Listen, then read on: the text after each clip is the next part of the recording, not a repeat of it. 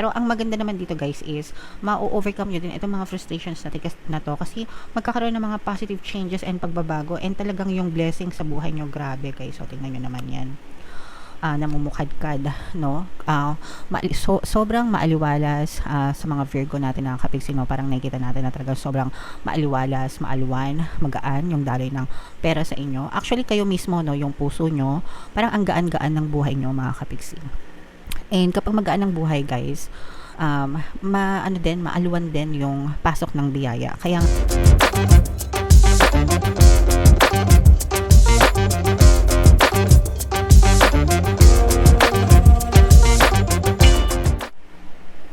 hello guys, hello Virgo, welcome back to Pinay Pixie Tarot. Ang pamagat na episode natin for tonight is Money Money Come to Me. Ito yung ating money reading, mga kapixie, para ngayong March para sa Virgo, Sun, Moon, Rising, Sign, and Venus. So unahin natin tong deck na to guys. Tingnan natin yung mga money manifesting techniques for you, mga kapixie. We have choice. Ito guys, napakagandang message, pakinggan yung mabuti, mga kapixie. Even when money is scarce, avoid such statements as I can't afford to buy this or I don't have that kind of money. They reinforce a sense of lack. It's better to tell yourself I choose not to buy this at this time. Okay? So always remember guys, your words are your magic wand. Okay? And napaka-powerful ng mga salitang binibitawan natin, whether positive yan or whether negative, mga kapixie, because the moment na sinabi nyo yan and if you believe it to be true, it will be pushed out in your excuse me, it will be pushed out in your physical reality, guys. Kaya dapat mag-ingat kayo sa sinasabi nyo palagi. So, unang-una, pagdating sa pera, guys, wag na wag yung sasabihin na wala kayong pera. Kahit totoo pa yan, okay? Wag nyo nang sabihin because the moment na sinabi nyo pa yan palagi, no? Kunwari, totoo na nga na wala kayong pera. Tapos palagi nyo pa sinasabi, wala na naman akong pera, kapos na naman ako, puro utang na naman, di ba? Lalo nyo pa siyang ginagawang totoo and lalo nyo pa siyang pinagtitibay sa inyong physical reality, mga kapixie. And that's the worst that you can do in your life, guys, yung lalo mo pang pahirapin yung sarili mo just because of saying those words. So you have to be very, very careful. Kailangan maging maingat kayo, guys, sa pagsasalita, no? Even if it's true, wag nyo nang sabihin, mga kapixie, kasi mas lalo pa kayong maghihirap sa buhay nyo. So instead na okay, sige, mahirap ako ngayon, but, di ba, ang gawin nyo is baliktarin nyo, revise it, but matatapos din to, maghihirap na to, magiging mayaman din ako, uunlad din ako, aasenso din ako, di ba?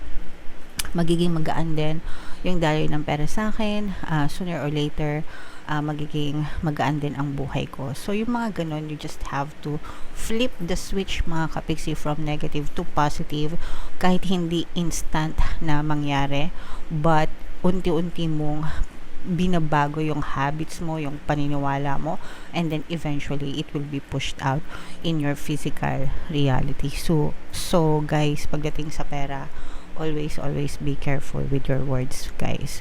And I always encourage you, no, mga kapixie, na mag-affirm pagdating sa money. 3 affirmations yung palagi ko sinishare sa mga datihan na, kabisado nyo na yan. Sa mga bago, mga kapixie, this is for you. Money come to me. Palagi ako may pera, palagi ako nagkakapera. I'm the king of abundance, I'm the queen of abundance. So super effective, guys, kasi ako mismo sinasabi ko yan on a daily basis. And when I started consciously affirming, talagang sobrang iba na yung status natin compared sa years ago nung hindi pa ako nagko-conscious manifesting, guys. So kaya nga ko yan sinishare sa inyo, guys, para sabihin nyo rin, mga kapixie, until unti-unti, gradual magkaroon ng changes sa buhay nyo, guys. Okay? Alright. So kung di kayo marunong mag-affirm, guys, pakinggan nyo na lang yung mga pampaswerte subliminals natin dito sa channel natin, no? Kasi pinuno ko na yan ng mga money affirmations para sa inyo, guys. Papakinggan nyo na lang.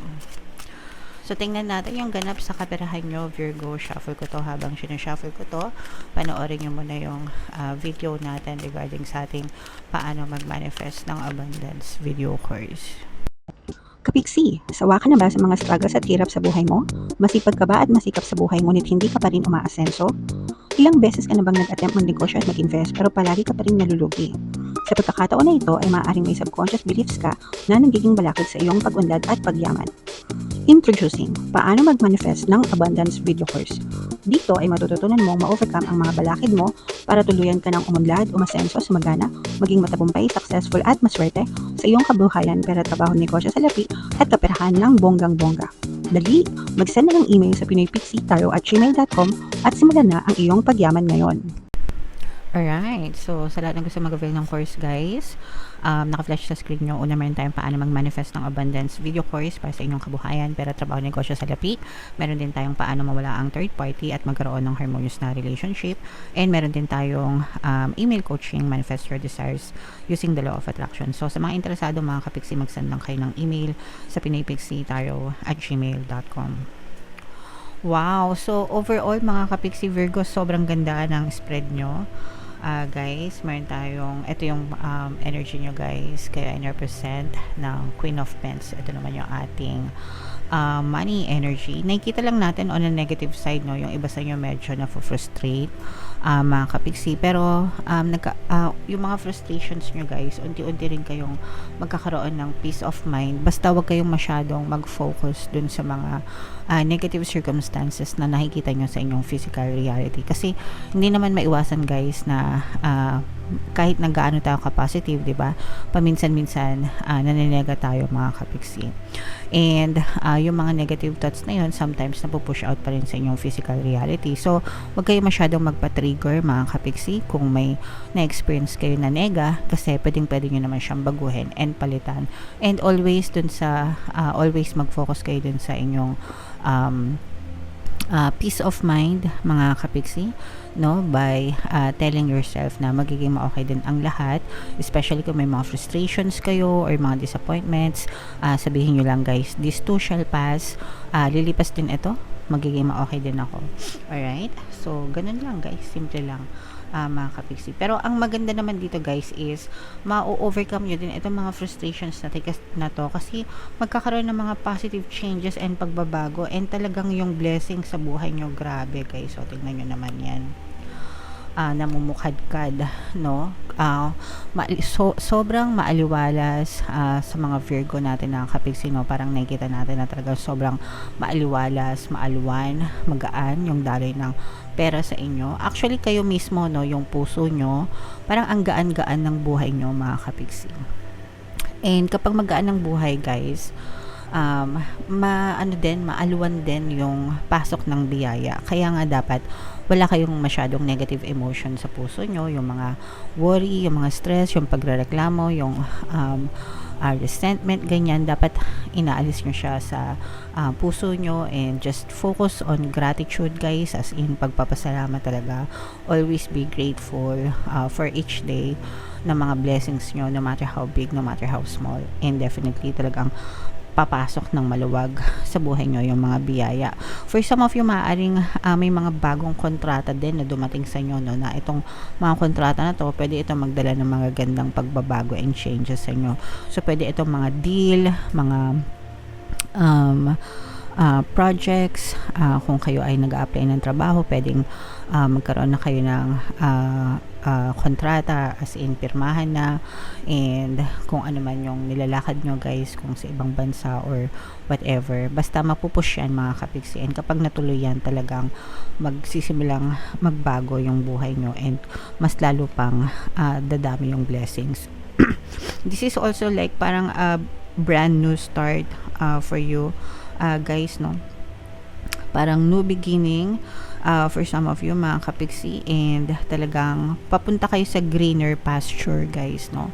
Ibig sabihin ng greener pasture, mas maunlad, mas maasensong buhay, mas maraming biyaya, mas maraming blessings kumbaga dun sa other side ng pupuntahan nyo guys, okay? So parang pwede magsisimula ulit kayo, pero yung bagong simula nyo is mas maganda compared sa kung ano man yung current na meron kayo ngayon. So it's either a job or a business or whatever guys, pero definitely napakaganda ng dala-dala niyan sa inyo. So yan guys, i-mind nyo na yan sa comment section ng mine. Blessings, pagpapala, magagandang pagbabago, mga kontrata, ganyan, greener pasture, yan. So i-mind nyo na. Ayan o guys, there's celebration. For some of you, maaring ma-promote pa nga, no, dahil maaring may mga celebration kayo, mga kapiksi ngayong March, no. Meron ditong presence ng earth signs, Capricorn, Taurus, Virgo, and definitely guys, no, sabi ko nga sa inyo, parang bagong simula ito.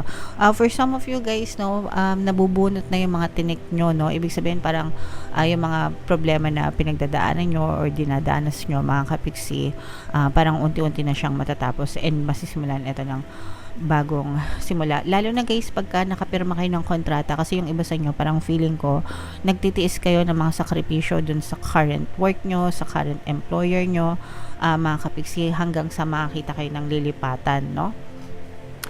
And kapag nakalipat na kayo, mga kapiksi, doon na parang mabubunot yung tinik nyo, kasi makakalaya na kayo sa toxic place, toxic na boss, toxic na culture, ganyan, or very stressful na work. So, yeah, parang this is like a brand new beginning para sa inyo. And super happy kayo dito guys, no? Kasi parang finally, parang guys, parang una, nakatakas kayo dun sa stressful na environment. Pangalawa, magkakaroon kayo ng bagong chance, bagong simula na makapagtrabaho ulit sa isang kumpanya na hindi nyo alam kung ano yung dala-dala sa inyo. Pero syempre guys, no, always affirm for the best, na this is the best for me, magiging maganda yung kinabukasan ko dito, ganyan. And meron din tayo guys mga pampaswerte sa trabaho na subliminal, no, sa mga kapiksi natin na talagang nagdudusa sa kanilang trabaho. Meron tayong pampabayad ng boss, meron tayong lucky charm for work, meron tayong para magkaroon ka ng trabaho, no. So lahat yon guys, applicable sa inyo if ever na nakaresonate kayo dito. Pakinggan nyo lang yun para gumanda talaga yung dating ng trabaho nyo, mga kapiksi. And ang isa pa dito na nakikita natin is yung pagtutulungan guys, no. Kumbaga parang hindi mo shoulder lahat ng problema sa pamilya or mga gastusan, mga responsibilities. Meron tumutulong sa'yo na kapamilya mo. So, pwedeng asawa mo, pwedeng mga anak mo, kung meron ka ng mga adults na anak. Actually, kahit hindi adults yung anak nyo, pwedeng nakakatulong sila sa inyo, no? Kasi mga bata nowadays, iba yung nila, no? Tumutulong sila, nag-online selling, ganyan. So, yung pamangkin ko, ganyan. So, nag-aaral pa siya. Pero tinutulungan niya yung tatay niya na meron silang printing business. So, yeah, ganun mga kapiksi, no? So, tumulong tayo sa mga magulang natin para sama-sama tayo lahat. Tulong-tulong, guys. Alright? So, yeah. Comment down below, Virgo, if feeling nyo naka-resonate kayo dyan.